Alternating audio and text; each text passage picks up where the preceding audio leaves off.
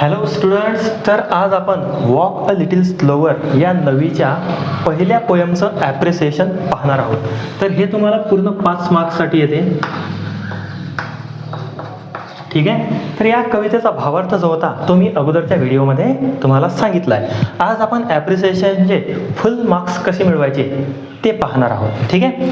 तर बघा, ॲप्रिसिएशन म्हणजे कवितेची माहिती, जसं की कवी कोण आहे, कवितेचं टायटल काय आहे, रायमिंग स्कीम काय आहे, ओपिनियन, मेसेज आणि थीम, ह्या गोष्टी यात राहतात. तर हे जर 5-6 पॉईंट तुम्ही व्यवस्थित लिहिले तर तुम्हाला फुल मार्क्स भेटण्याची 100% गॅरंटी राहते. बघा, तर मग पहिले लिहायचं आहे टायटल. टायटलच्या खाली अंडरलाईन, त्याला पॉईंट्स, 2 पॉईंट, पहिलं लेटर कॅपिटल, ह्या गोष्टी महत्त्वाच्या राहतात. मग इथं टायटल लिहा, वॉक अ लिटिल स्लोवर.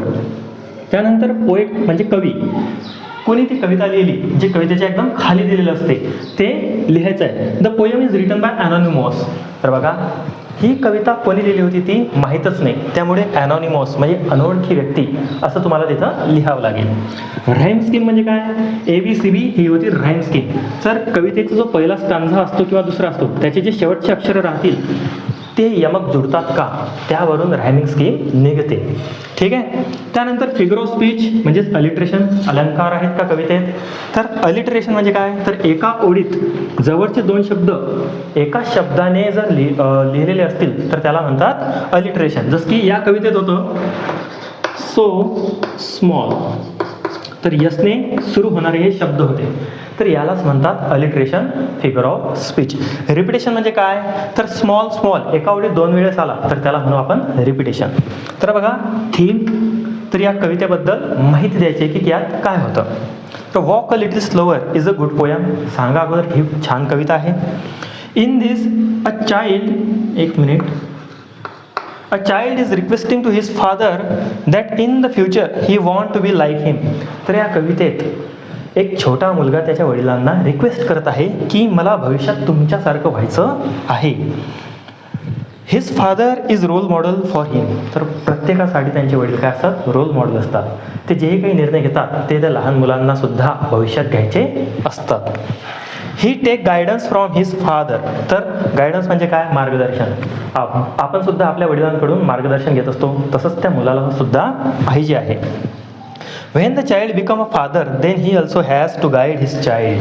तर ऑब्व्हियसली त्या मुलाचं असं म्हणणं आहे की जेव्हा भविष्यात मी मोठा होईल मला सुद्धा एक बाळ असेल जे माझ्या पावलावर पाऊल ठेवून चालणार आहे. तर माझे निर्णय सुद्धा बरोबर असायला पाहिजे, जेणेकरून तो चुकीच्या मार्गाला जाणार नाही.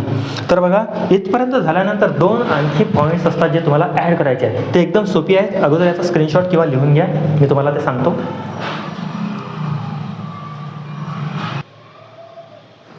तर बघा, मॅसेज आणि ओपिनियन आपल्याला लिहायचे असतात. ठीक आहे. तर मॅसेज म्हणजे काय, तर कवितेतून काय संदेश तुम्हाला मिळाला. तर father's decision are very helpful for his little child. Obviously वडिलांचे जे काही डिसिजन असतात ते मुलांवर सुद्धा इम्पॅक्ट टाकतात, ते सुद्धा भविष्यात तसेच निर्णय घेत असतात. त्यानंतर ओपिनियन म्हणजे मत, कविता वाचून तुमचं मत काय बनलं. तर this is the best poem I ever read. आतापर्यंत ही सगळ्यात चांगली पोयम आहे मी वाचलेली. Everyone must read it. प्रत्येकाने ही कविता वाचायलाच पाहिजे. तर हे ओपिनियन आणि मेसेज असे तुम्ही लिहू शकता. तर सगळ्यात साध्या आणि सरळ भाषेत आपण हा भावार्थ पाहिलेला आहे. थीम लिहिताना खूप जणांना प्रॉब्लेम येतात, तर सगळ्यात इझी अशी थीम आपण पाहिली. कवितेत जे काही माहिती असते ते तुम्हाला शब्दात लिहायची असते की कवितेचं म्हणणं काय आहे. 8 ते 10 ओळी लिहिल्या तरी भरपूर होतात, त्याचे खूप सारे मार्क्स तुम्हाला मिळतात. तर व्यवस्थित आणि लहान लहान गोष्टी यात लक्षात ठेवायच्या असतात. जसं की मार्जिन जवळूनच हे पॉईंट यायला पाहिजे. पहिला पॉईंट कॅपिटल घ्या, त्यानंतर हे 2 डॉट या मेन पॉईंट्सच्या खाली अंडरलाईन. यामुळे तुमचं प्रेझेंटेशन चांगलं दिसते आणि तुमचे मार्क्स जे असतात ते वाढतात. तर या छोट्या छोट्या गोष्टींवर लक्ष द्या. 9वी हा 10वीचा पाया आहे. आता जे शिक्षाल पुढे तुम्हाला तेवढंच सोपं 10वीचं वर्ष जाईल.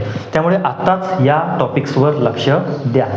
आणि थँक्यू हा व्हिडिओ पाहिल्यामुळे. भेटू लगेच किंवा पुढच्या व्हिडिओमध्ये.